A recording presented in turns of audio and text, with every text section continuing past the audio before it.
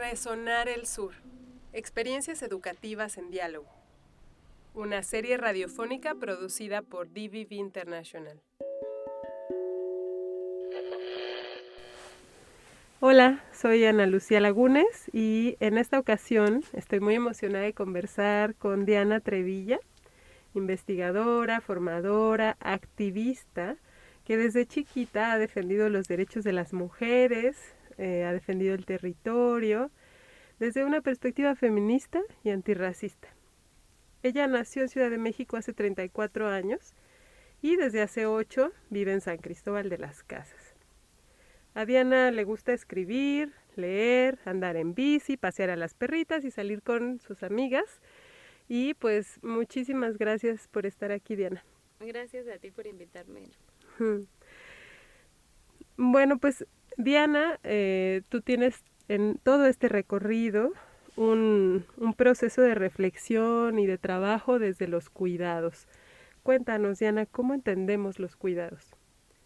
Bueno, en distintos espacios que he colaborado y con distintas amigas también, pensadoras, activistas, hemos estado reflexionando sobre el tema de los cuidados como concepto y como práctica, pero también sobre todo como poniendo énfasis en que es el movimiento feminista quien ha estado reivindicando las últimas décadas el tema de la reproducción social, de la reproducción de lo común, de la reproducción de la vida, de su sostenimiento y por supuesto del tema de cuidados.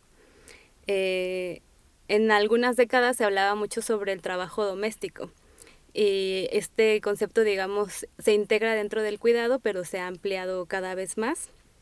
Y bueno, a mí me gustaría platicarles también un poquito de algunos elementos clave sobre el tema de cuidados, empezando por decir que el cuidado es algo que es parte de nuestras vidas en el día a día, que es fundamental para sostener nuestras vidas y las de otras personas, pero también, como les voy a platicar más adelante, también el cuidado es algo que está presente o que debería estar presente en todos nuestros espacios colectivos, en nuestros territorios, y pues que estaría bueno que fuéramos fomentando una ética del cuidado en los procesos también organizativos. O sea, cuando hablamos de cuidado, pues hablamos de que son actividades, son procesos y por supuesto también son trabajos y los cuales además son súper complejos, ¿no? Algunos puntos importantes sobre el tema de cuidados es que, por ejemplo, la gestión cotidiana de nuestro bienestar, del de las personas, tanto en nuestras casas como en cualquier otro lugar al que vayamos, pues está presente el cuidado. Son todas estas actividades que tienen que ver con la limpieza, que tienen que ver con la sanidad, que tienen que ver con la crianza, que tienen que ver con la salud, con la alimentación, por ejemplo. Entonces eso pues es parte de nuestras vidas en el día a día. Muchas veces el cuidado se ve solamente en el ámbito de la casa, ¿no? O sea, como que quién limpia, quién cocina, quién se encarga de atender a quienes están enfermas y enfermos, pero también está presente el cuidado en otros espacios como nuestros barrios, nuestras escuelas, pues en toda la sociedad, ¿no? Una cosa también importante es esto de resaltar que es un trabajo porque genera bienes y servicios que finalmente también están cada vez más contabilizados y también por iniciativa de los movimientos feministas dentro de las economías, porque regularmente la economía solo ve el aspecto remunerado, ¿no? Todo aquello que produce dinero. Sin embargo, el trabajo de cuidados pues también produce ganancias, también produce bienes, también reproduce a las personas que finalmente somos las personas que trabajamos, ¿no? Sí, es la base que permite que suceda eso, ¿no? Ajá, como que por muchos años se ha mantenido oculta, pero pues cada vez lo estamos politizando más, que el trabajo de cuidados es parte de la economía y que más bien sin este trabajo la economía como la conocemos o como la entendemos regularmente pues no podría funcionar. Claro, esta economía que invisibiliza lo que mantiene la vida. Uh-huh. También otro aspecto muy importante es que el cuidado regularmente se ha feminizado, ¿no? O sea, como que la organización social actual del cuidado es como que se piensa que son las mujeres quienes deberían realizarlo y esto está asociado a muchos estereotipos, pues también fundamentados en lógicas patriarcales, ¿no? En dinámicas machistas o por ejemplo también en estereotipos ligados al amor romántico, a la maternidad, ¿no? Entonces por eso pareciera que las mujeres aprendimos a cuidar desde antes de nacer, ¿no? Y en realidad no, o sea, justo es una cuestión que se aprende, que se practica y también que al final sí requiere de habilidades, de conocimientos, de destrezas, pero que estas pues se están adquiriendo en la sociedad todo el tiempo, ¿no? Entonces que también estamos pues impulsando que los cuidados sean una tarea de todas las personas y no únicamente de las mujeres, y que entendamos que también los hombres, las disidencias de distintas maneras también cuidan y podemos seguir fomentando pues sí, ese cuidado más equitativo. Claro, o incluso entre grupos sociales, ¿verdad? Uh-huh. Que hay unos grupos que cuidan de otros, ¿no? Unos pueblos que cuidan de otros, territorios que cuidan de otros. En ese sentido, Diana, ¿quieres que platiquemos sobre cómo se organiza el cuidado en Chiapas? Uh-huh. Sí, bueno, el cuidado también decir eso, ¿no? Como que social e históricamente se va organizando de manera distinta. Pues ahora lo que decíamos anteriormente, ¿no? Como que en este momento todavía sigue siendo algo muy feminizado, pero pues no siempre ha sido así. Antes de pasar específicamente al contexto de Chiapas, me gustaría mencionar como a grandes rasgos cómo ocurre el cuidado socialmente en la actualidad.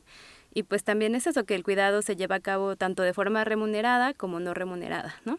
Porque también a veces pareciera que no es verdad que se remunera. Y sí, o sea, por ejemplo, las personas que trabajan en cuestiones de salud, o sea, las enfermeras y enfermeros, o las personas que están preparando comida para nosotros, así que salimos de la oficina y no comemos en nuestra casa, también esos son actividades de cuidado y trabajos que son remunerados, ¿no?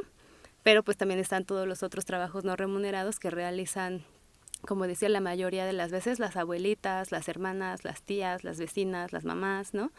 Entonces eso también como otro aspecto importante del cuidado es que se realiza de manera remunerada y no remunerada actualmente. Sin embargo, un aspecto también pues muy lamentable es que en las dos esferas sigue siendo el cuidado una actividad y un trabajo como en condiciones muy precarias, ¿no? Con poco, por ejemplo, quienes se dedican al cuidado de manera remunerada regularmente no ganan mucho, y quienes lo realizan de manera no remunerada, pues están también en condiciones, pues eso, de carencia, y no solamente material, sino también a veces de tiempo, porque un aspecto también importante del cuidado es que el cuidado requiere tiempo, ¿no? El cuidado al final es la vida misma. Uh-huh. Esa es otra cosa que quería comentar. ¿Qué otra cosa les quiero contar? Bueno, esto que en Chiapas, como a nivel nacional y mundial, el cuidado es una tarea que, a pesar de ser fundamental, se invisibiliza y se desvalora. Esto también tiene que ver con lo que decíamos, prácticas y lógicas patriarcales o heteropatriarcales, pero también capitalistas y coloniales, o sea, también racistas, o sea, porque también si vamos viendo quiénes realmente cuidan en las condiciones más precarias, pues no solamente son mujeres, sino mujeres que además están atravesadas por otras relaciones de opresión o de dominación que tienen que ver con esto, con el racismo, con el clasismo, ¿no? O sea, son mujeres que están también, que viven en la periferia o que viven también eso, al margen de las condiciones mínimas y de los derechos más básicos que deberíamos de tener todas las personas, ¿no? Y aquí en Chiapas además es muy común encontrar que el cuidado como trabajo remunerado lo están realizando mujeres indígenas, por ejemplo, o mujeres indígenas y además jóvenes, ¿no? O mujeres migrantes, ahora que también hay como grandes contingentes de migración, lo que está sucediendo es que las personas, y sobre todo las mujeres del sur global, son quienes están cuidando a las personas del norte global, ¿no? En este movimiento migratorio, o bien que son las mujeres indígenas o las jóvenes y niñas indígenas quienes están cuidando de otras personas mestizas o de personas blancas, ¿no? Entonces también eso como decir que el cuidado no solamente está feminizado, sino racializado, sino también es un aspecto racializado. Sí, súper importante esta visibilización de los cuerpos que sostienen la vida y cómo desde esto que colocas del ser mujer, desde pertenecer a algún pueblo originario, pertenencia étnica, la que tengas el lugar de origen que tengas de algún país, Sí, en condiciones que tienen que ver ahí también, por ejemplo, la extracción de los recursos, ¿no? Todo esto que se ha vivido de los países del sur, ahora que mencionas, ¿no? Países del sur que proveen de las materias básicas a países del norte global para la industria y eso desde la colonización, ¿no? Entonces todos estos procesos macrohistóricos, cómo se van asentando en esta cotidianidad, en esta organización económica, política, relacional, vincular, muy cotidiana, ¿no? Gracias por este panorama que nos estás compartiendo, Diana.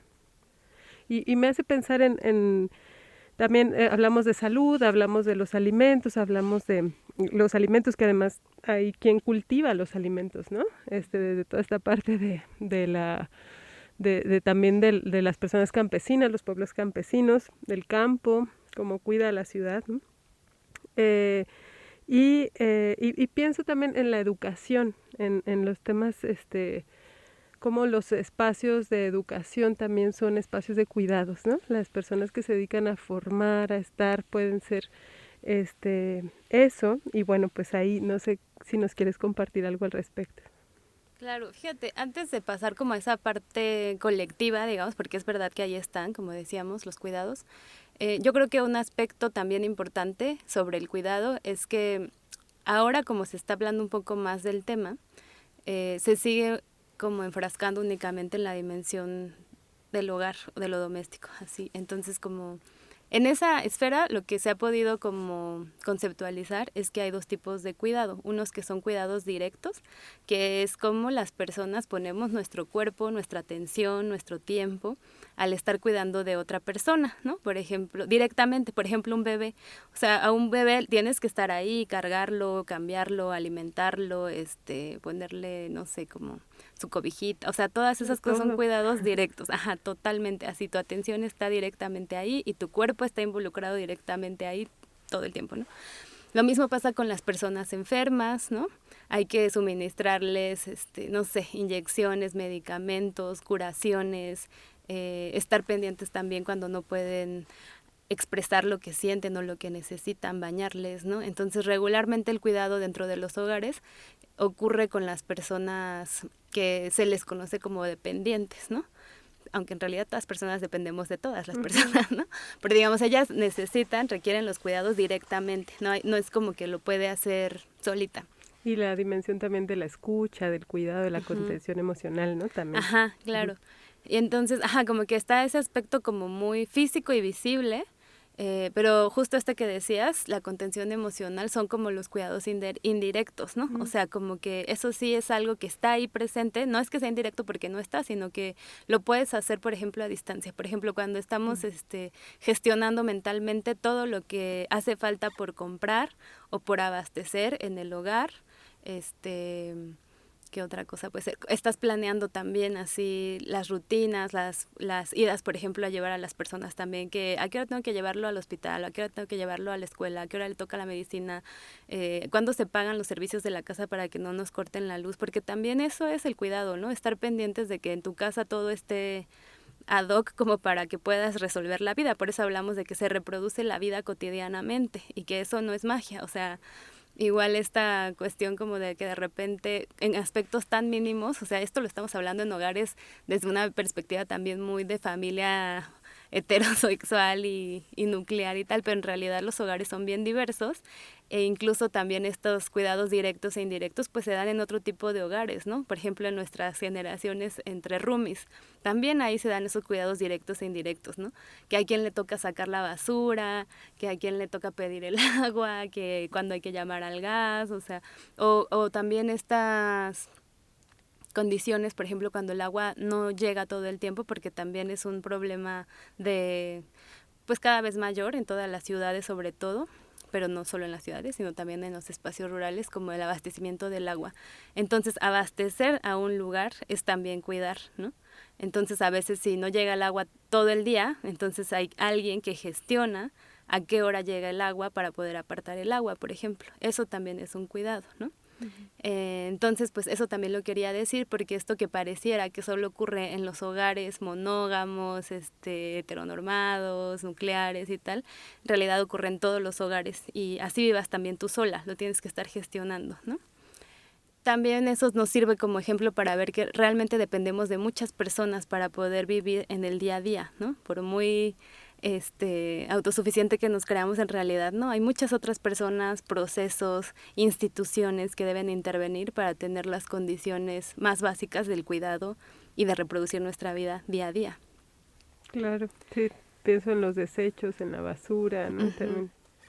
Y en ese sentido, pues también otro aspecto que quería mencionar por lo que comentabas de la alimentación y de quién siembra los alimentos, es que en estos diálogos que he tenido en los espacios que colaboro, que son la Red de Cuidados, la Alianza de Mujeres en la Agroecología, otros espacios feministas, otros espacios colectivos y con las mismas amigas y en el día a día, es como el cuidado no solamente puede contemplar a las personas, o sea, tiene que contemplar una visión más holística que supere esa visión tradicional de solo pensar en los seres humanos, que es lo que llamamos ser androcéntrico y antropocéntrico, ¿no? O sea, como que tiene que contemplar una dimensión en la que el cuidado es cuidado de la vida en general, o sea, también de otros seres, porque también dependemos de otros seres, el cuidado también de los ecosistemas, el cuidado del territorio, el cuidado de los comunes, porque precisamente algo que está ocurriendo a nivel mundial, aunque con un efecto pues catastrófico en los países del sur,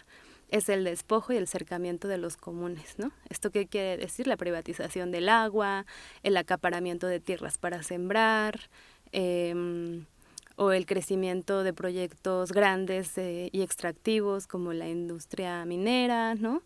O la industria energética. Entonces, todas esas cosas que al final lo requerimos porque también es algo que nos va a permitir de alguna manera acceder a ciertos servicios que en realidad también son derechos, pero en la medida en que lo están haciendo desde una lógica de extracción y desde este modelo capitalista tan avasallante, pues lo que pasa es que se lo quitas a otras personas, ¿no? Y estás también como contribuyendo al despojo, al desplazamiento forzado en otros territorios, a la contaminación también, ¿no? Entonces, por eso también queremos pensar el cuidado como algo que es un asunto, no solo no está únicamente en los hogares, sino está en lo colectivo, pero también está en el territorio, ¿no? Y esta visión como más amplia del cuidado de la vida. Sí, el cuidado de la vida es el reconocimiento de la interdependencia de los seres que estamos aquí, ¿no? Es una vida totalmente interconectada entre todos quienes habitamos el planeta. Ajá, sí, y justo como hay algunos planteamientos desde los feminismos ecologistas que hablan de esto, de las relaciones de interdependencia y de ecodependencia, ¿no? O sea, como eso de entender que no dependemos solamente de las personas, sino de todo lo que está ocurriendo a nuestro alrededor, en nuestro entorno. Y en ese sentido, entonces, podríamos pasar justo a esta parte de ¿y cómo se cuida colectivamente? Y entonces también ahí hay como otros focos que podemos atender como de, bueno, las personas, las organizaciones, los pueblos, los grupos que están incidiendo, accionando y en el día a día también cuidando de lo común, cuidando de sus tierras, cuidando del agua, de que no privaticen las cosas, están cuidando también de nosotros, ¿no? Y de nosotras, o sea, como en una dimensión colectiva y en una dimensión a largo plazo, porque en la medida en que defienden la vida, el territorio, la tierra, el agua, los bosques, las semillas, los alimentos sanos, pues entonces también en esa medida hay una dimensión colectiva que nos compete, que nos beneficia, ¿no? Y de la cual tendríamos que ser partícipes. Claro, totalmente. Y en ese sentido, ahí yo vería estos espacios de aprendizaje colectivo, escuelas, procesos comunitarios de educación, em, como estos núcleos también de crianza de la humanidad, ¿no? Así que atienden pues esta socialización, este entendimiento del mundo, esta posición ante la vida, ¿no? Claro, y en esa pregunta de qué pasa con el cuidado en los procesos formativos, yo creo que tenemos como la oportunidad de que en los procesos formativos se generen éticas del cuidado, pero para que eso suceda, pues como es una cuestión que se organiza, que se reflexiona, que se debate, pues tenemos que eso, poner al centro el tema del cuidado en los procesos formativos, entendido como un trabajo, entendido como una responsabilidad colectiva, entendido como algo que nos permite sostenernos en el día a día, pero también a nuestros territorios y a otros seres. Y pues eso, como ir generando estas reflexiones y estas prácticas de cuidado tanto a las personas que participan y sostienen los procesos, como a los tiempos, las condiciones materiales, los principios con los que actuamos, dejar de también dejar de practicar que el cuidado es una cosa de mujeres, porque también en los procesos formativos quienes siempre están al pendiente de qué materiales faltan, si hay o no comida, si hay momentos o no de descanso, regularmente son las mujeres. Y entonces esa es una responsabilidad colectiva, ¿no? O si están o no los espacios limpios, también regularmente lo hacen las mujeres. Entonces tenemos que dejar de reproducir esas relaciones que al final también son violentas, son machistas, son sexistas y muchas veces también son racistas, ¿no? Entonces ahí como poner atención en los procesos organizativos y formativos, seguir discutiendo este tema tan importante del cuidado para redistribuirlo, para que se haga de manera comprometida, justa, ¿no? Y yo creo que una cosa que también me gustaría como decir para cerrar es que el cuidado no es una carga, no puede ser una carga, sino es algo que debe sentirse como, o sea, para eso estamos buscando que se colectivice, que sea democrático, que sea recíproco, ¿no? Para que veamos la importancia, el valor, el sentido que tiene cuidar y al final también que sea algo que se goce, que se reivindique eso como algo que realmente es importante y es gozoso siempre y cuando haya condiciones justas para el cuidado. Claro, sí, justo eso te iba a decir, que la importancia de colocarlo como un trabajo, de reconocerlo como un trabajo, tiene que ver con eso, ¿no? Como decir, es una inversión de tiempo, de energía, de estar ahí, que hay que darle lugar, que hay que colocar en las agendas, en las planeaciones, en todo esto, porque si lo seguimos minimizando o decir, no, pues esto ya quién sabe a qué hora lo hacemos, pero se hará, pues no se logra, ¿no? Y justo no se redistribuye, no se visibiliza, no se valora, no se sostiene de forma gozosa, sino se vuelve algo pesadísimo e inaguantable que ya no queremos que suceda, ¿no? Claro, porque realmente también cuidar de otro, como cuidar de una misma, es algo placentero y es algo necesario y es literalmente vital, ¿no? Es como cuando cuidas a tu gato, cuidas a tu perro, cuidas a tu planta, cuidas a tu bebé, cuidas a tu abuelita. O sea, sí hay satisfacción en el cuidado, pero siempre y cuando atendamos a estas desigualdades que todavía persisten ahí, entonces podemos hacer que el cuidado sea algo que para todas y todos sea accesible, que para todas y todos sea digno, que sea también un derecho, pero que no sea esto una carga. Claro, y sí, yo he sentido así como una de mis prácticas de rebeldía cotidiana, según yo, es limpiar mi casa con cariño, ¿no? O sea, Ujú. como desde ahí sentirlo, así como sientes la ternura del ronroneo del gatito y que le vas a dar de comer o juegas con él, pues también el poder hacer tu hogar cómodo, agradable, higiénico, puedes hacerlo desde esa ternura, ¿no? Claro. Entonces, bueno, pues muchísimas gracias, Diana, por compartir. Nos dejas muchas reflexiones. Yo espero que las personas que te estén escuchando, pues eso también se pregunten sobre cómo cuidan, sobre cómo se cuidan, que el autocuidado lo hemos mencionado muy poquito, pero qué bueno que lo nombraste también, cómo también nos damos ese lugar a cada una, a cada une. Y, y pues para irnos despidiendo, ¿qué te parece si nos cuentas alguna canción que tú vincules con esta realidad de cuidados? Bueno, también eso, como ahora he estado explorando el cuidado como una práctica también ancestral y como una práctica descolonizadora y tal, encuentro eso, que las ancestras y las mujeres de ahora también y muchos pueblos están reivindicando el cuidado desde la defensa del territorio, ¿no? Desde la defensa de la vida y desde la recuperación de la memoria y como algo colectivo. Y entonces la canción que me gustaría compartir es la de Kishampe de Rebecca Lane. Quixampé. Ujú. Pues váyanse a escucharla y les agradecemos mucho por habernos escuchado a nosotras y gracias Diana por estar aquí. Gracias por invitarme y saludas a todas, todos y todes. Un abrazo. Sí, abrazos. Resonar el Sur. Experiencias educativas en diálogo. Una serie radiofónica producida por DVB International. Las opiniones expresadas en esta serie radiofónica son responsabilidad de quien las emite.